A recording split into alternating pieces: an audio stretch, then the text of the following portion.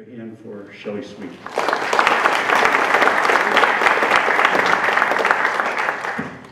Thank you, Eric. So, here's a pretty amazing title, and by the way, it is based on research, not exclusively my research.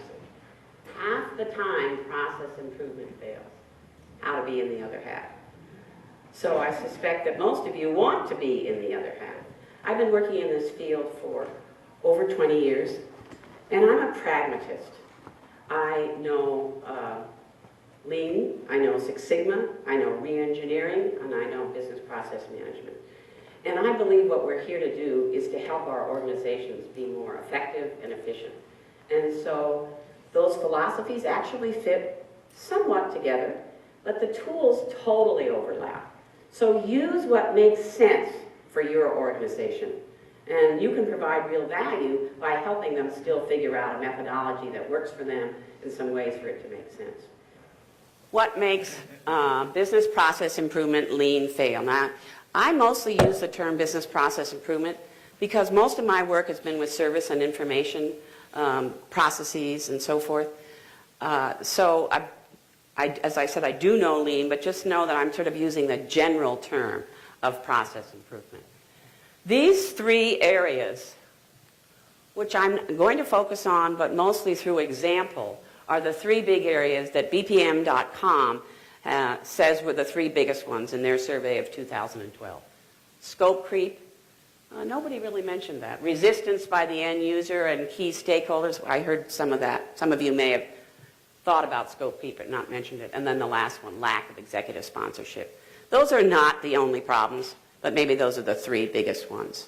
So we're going to talk a lot about how those problems come up and what you can do about them, both how your efforts fail and what will make it more successful. And that's the other side of it. And I'm going to specifically talk about three areas. A project charter, the BPI, the Business Process Improvement leaders and team. So you'll see that a lot of the things that you mentioned here, and then a disciplined approach. So what sometimes we do is just Band-Aid things that come up. And because I'm a process improvement effort, I'm very much in favor of process, which means I always have a process.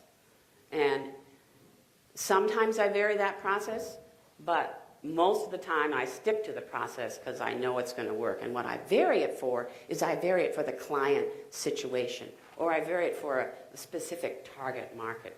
So I don't suggest you just go about Band-Aiding things. I suggest you have a particular methodology. The whole methodology starts with process selection and then has a project within it, and then we have implementation and check, and then monitoring and sustaining. So that's the whole thing.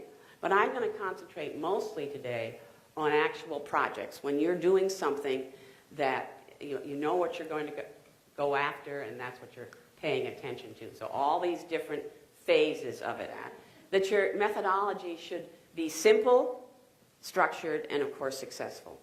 So not more complicated than it needs to be, but what does it need to be for your situation? And then iterate on that.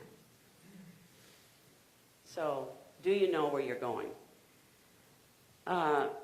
If you don't know where you're going, and that's what the methodology is about, you're going to have to figure it out, and it will take a lot longer. So as I said, I start with process selection. Sometimes the client gives me the process he's going to work on. Sometimes we have to help the client choose the process they're going to work on first. And then we start with the charter.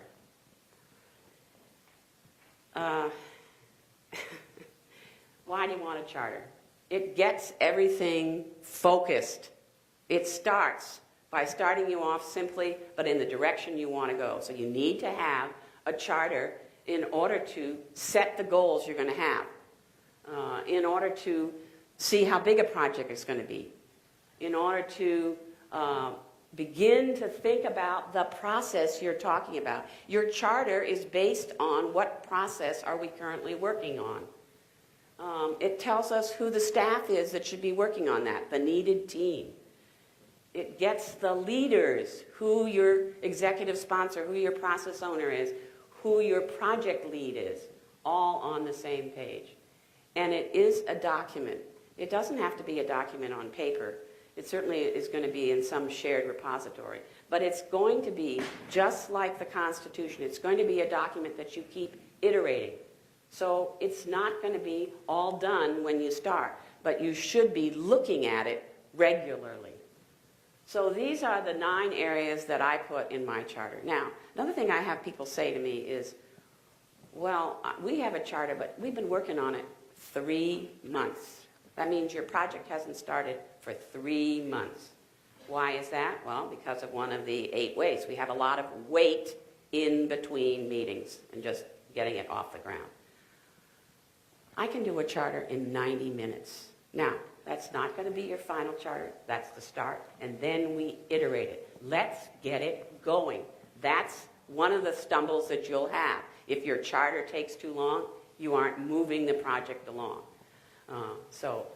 But all of these things need to be covered. So how do you do that? You have a template. You send the template ahead. You use the template during the meeting. You get everything done in the meeting. You've got the right people in the meeting, not a big group of people, and you build the charter. You also can send them, once you've done a few, you can send them an example charter from your own organization so they see what it looks like. All right, an improvement target. I use the word improvement target. I don't use the word goal, but goal is probably a more general word and would be applicable as well. Sometimes I like to have a few new words in the work we're doing because people sit up, oh, I wonder what that is, and then you can define it. So an improvement target is, what did your process owner say was important about improving in this process? And you must get it from the process owner. Now, metrics. That's another stumbling block. It's very hard to gather the metrics in a process. It's not necessarily in the financial system. It's not necessarily in the personnel system, which are the 2 places we have lots of metrics. You may have to actually manually gather the measures. What do I mean by manually? I mean, you might have to follow something around and time it, or have somebody use a time log to time it. You might have to go back and look at emails or some kind of stamps that you have on things. You might have to mash together reports that have different elements of what you're trying to figure out.